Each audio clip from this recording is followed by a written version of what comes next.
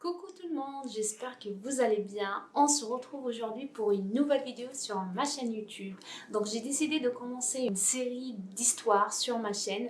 Donc aujourd'hui on va commencer cette série d'histoires et ça va être une histoire un peu étrange. Donc avant de commencer cette histoire, je vous invite à prendre un truc à boire ou à manger. Sans tarder, je vous laisse avec l'histoire. Let's go!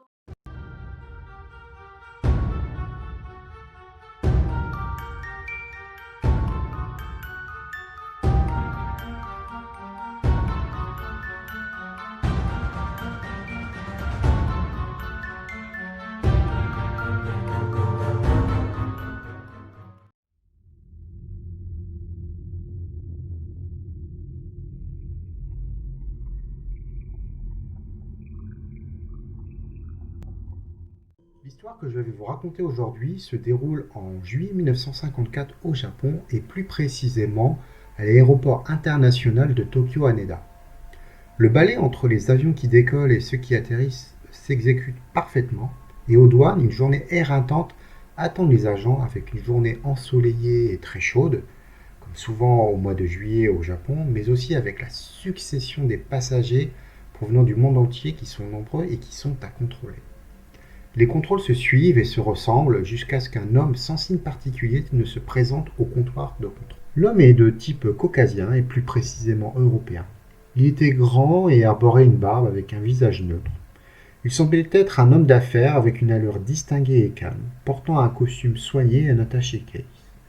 Il se présenta au guichet, donnant son passeport au douanier et s'adressa à lui en japonais, avec un accent français malgré tout. Jusqu'ici, rien d'inhabituel, mais dès que l'agent des douanes porta son regard sur le passeport, tout changea. En effet, lorsqu'il porta son regard sur le document officiel, il n'en avait jamais vu de pareil.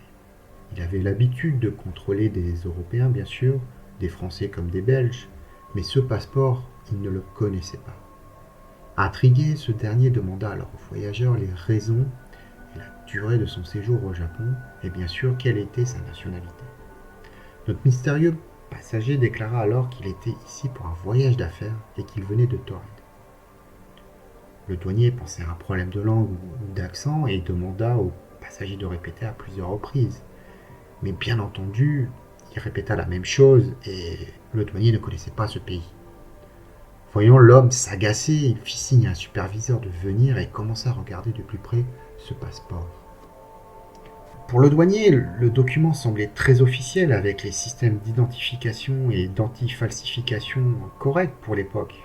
Il y avait de nombreux tampons de différents pays qui se trouvaient sur les pages du passeport. Il le donna au superviseur qui, à son tour, vérifia le document, mais qui arriva aux mêmes conclusions. De ce fait, quel était ce pays, le Torred? Pour eux, il n'existait pas. Étant donné que nous sommes au Japon et que les esclandres ne sont pas bien vus dans ce pays, voyant l'homme agacé par la situation, le superviseur l'invita à venir dans un bureau pour une vérification plus approfondie. Le passager resta courtois malgré la situation et se montra très professionnel, sûr de lui pour pouvoir montrer sa bonne foi. Une fois arrivé dans le bureau, le superviseur s'excusa de nouveau. Il indiqua au passager qu'il devait y avoir un malentendu. En effet, comment ce voyageur a-t-il pu prendre l'avion sans papier officiel valide? Cela ne se peut pas. Il demanda de nouveau au mystérieux passager d'où il venait et quel était le but de ce voyage.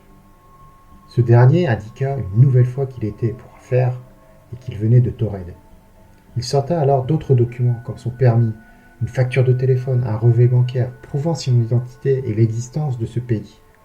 Il indiqua sur son passeport tous les tampons montrant qu'il était venu plusieurs fois au Japon. Le superviseur examina tous les documents et tous semblaient officiels. Il demanda alors naïvement des précisions au voyageur. Il le questionna sur l'endroit où il se trouvait, quelle était la langue. Sèchement, le voyageur expliqua que le Torred était un petit pays qui se trouvait entre l'Espagne et la France, et on y parlait le français. Toujours dubitatif, le superviseur décida alors d'aller chercher une carte pour que le voyageur lui montre l'endroit où devait se trouver le Torred. Le voyageur, une fois devant la carte, pointa alors la principauté d'Andorre et demanda au superviseur si c'était une blague, car pour lui c'était le Torred et non l'Andorre. particulièrement énervé, notre mystérieux voyageur posa sur la table sa réservation d'hôtel ainsi que le nom de son contact. Il demanda expressément à ce qu'il soit contacté afin qu'il puisse confirmer son identité, étant donné qu'il avait séjourné ici plusieurs fois et qu'il le connaissait parfaitement. Le superviseur appela une assistante afin de vérifier tout cela. Plusieurs minutes passèrent et notre passager devenait de plus en plus tendu. Il n'en croyait pas ses yeux. L'assistante fit de nouveau son entrée avec une expression d'effroi. En effet, elle indiqua au superviseur qu'aucune réservation n'était faite pour le voyageur, et pire, le client affirmait qu'il ne le connaissait pas. Ce dernier, sous le choc, s'écroula, et après quelques instants, il reprit ses esprits. L'assistante l'avait mis KO avec cette nouvelle. Il ne comprenait pas ce qui se passait. Le superviseur lui donna alors un verre d'eau, et après avoir bu quelques gorgées, l'homme jura qu'il disait la vérité. Cependant, le superviseur, malgré toute sa compatie, ne pouvait faire autrement que prévenir les autorités. 1 heure plus tard, les policiers arrivèrent et le superviseur expliqua toute l'histoire. Ils décidèrent alors de confisquer les papiers de notre mystérieux voyageur et de l'assigner à résidence pour éclaircir toute cette histoire de plus en plus opaque. Ils lui demandèrent alors de le suivre. L'homme était toujours KO debout. Il n'en croyait pas ses oreilles. Ils le conduisirent alors dans un hôtel proche du poste de police, et une fois dans la chambre, l'un des policiers expliqua la procédure et qu'il sera interrogé demain matin. En attendant, un garde serait posté devant la porte. Le voyageur était assis sur son lit, la tête dans ses mains. Il ne comprenait pas ce qu'il se passait. C'était un cauchemar pour lui. On lui avait volé sa vie. Il finit par prendre le whisky du minibar et après de nombreux verres, s'écroula sous l'effet d'alcool. Le lendemain matin, le policier revint et frappa à la porte. Pas de réponse. Au bout de la 3e tentative, il ordonna au garde d'ouvrir la porte. Celle-ci s'ouvrit et avec stupeur, le policier constata que le voyageur avait disparu.